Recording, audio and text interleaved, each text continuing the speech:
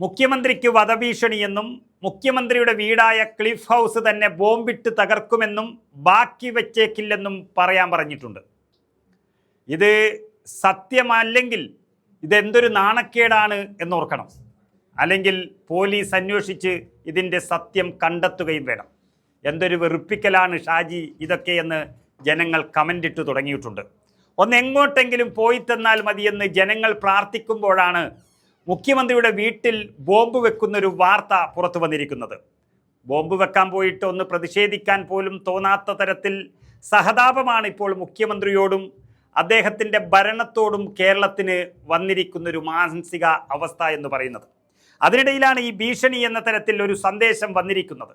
മുഖ്യമന്ത്രിയുടെ ഔദ്യോഗിക വസതിയായ ക്ലിഫ് ഹൗസിൽ ബോംബ് ഭീഷണി എന്നുള്ളത്. മുഖ്യമന്ത്രിയുടെ പ്രൈവറ്റ് സെക്രട്ടറിയുടെ ഇമെയിലിലേക്കാണ് ഭീഷണി സന്ദേശം എത്തിയത്. ബോംബ് സ്ക്വാഡ് പരിശോധന നടത്തിയെങ്കിലും ഒന്നും കണ്ടെത്താൻ കഴിഞ്ഞില്ല എന്നുള്ളതാണ് വാർത്ത വരുന്നത്. എങ്കിലും മുഖ്യമന്ത്രിയുടെ ഇമെയിൽ ID അറിയുന്നവർ, അല്ലെങ്കിൽ മുഖ്യമന്ത്രിയുടെ പ്രൈവറ്റ് സെക്രട്ടറിയുടെ ഇമെയിൽ ID അറിയാവുന്നവർ ഇപ്പോൾ സന്തോഷത്തിലാണ്.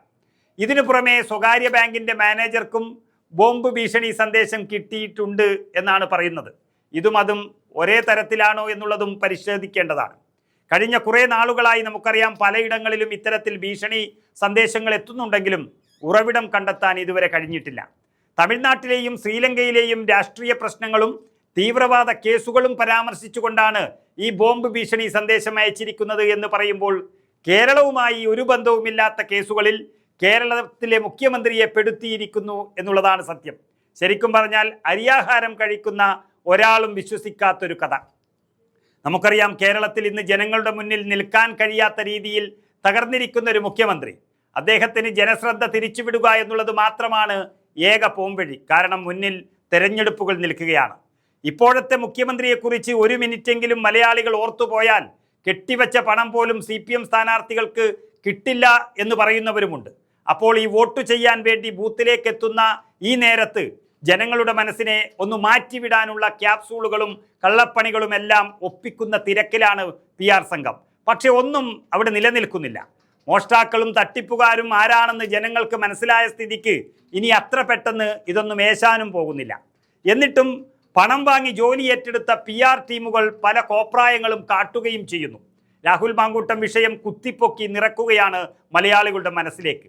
പക്ഷേ കോൺഗ്രസിൽ നിന്നും പുറത്താക്കിയ ഒരു നേതാവ്, അങ്ങനെയുള്ളൊരു നേതാവിനെ കുറിച്ച് ചർച്ച ചെയ്യുമ്പോൾ ഇതിനേക്കാളും വലിയ പീഡന വീരന്മാർ മുഖ്യമന്ത്രിയുടെ ഓഫീസിലും പാർട്ടിക്കുള്ളിലും ഒരു നടപടിയും ലഭിക്കാതെ നല്ല സുഖിച്ചിരിക്കുന്നു എന്നതിനെക്കുറിച്ചാണ് മലയാളികൾക്ക് പറയാനുള്ളത്.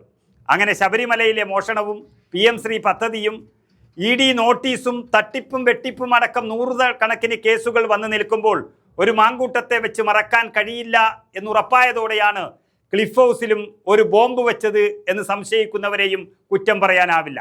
എങ്കിലും കഷ്ടം തന്നെ. മുഖ്യമന്ത്രിയുടെയും അദ്ദേഹത്തിൻ്റെ പാർട്ടിയുടെയും ഗതികേട് എന്ന് പറയേണ്ടി വരും. CPMന് ബോംബില്ലാത്തൊരു കളിയില്ല എന്ന് നമുക്കറിയാം. അത് തന്നെയാണ് ഇവിടെയും സൂചിപ്പിക്കുന്നത്. ഏതായാലും പൊട്ടുമെന്ന് കരുതിയ മറ്റൊരു ബോംബ് കൂടി ചീറ്റിപ്പോയി എന്ന് പറയേണ്ടി വരും. എങ്കിലും മുഖ്യമന്ത്രിയാണ് ബോംബ് ഭീഷണി വന്നാൽ അത് പരിശോധിക്കേണ്ടതും അത് കണ്ടെത്തേണ്ടതും പോലീസ് സംവിധാനത്തിൻ്റെ ഒരു ഉത്തരവാദിത്വം കൂടിയാണ്.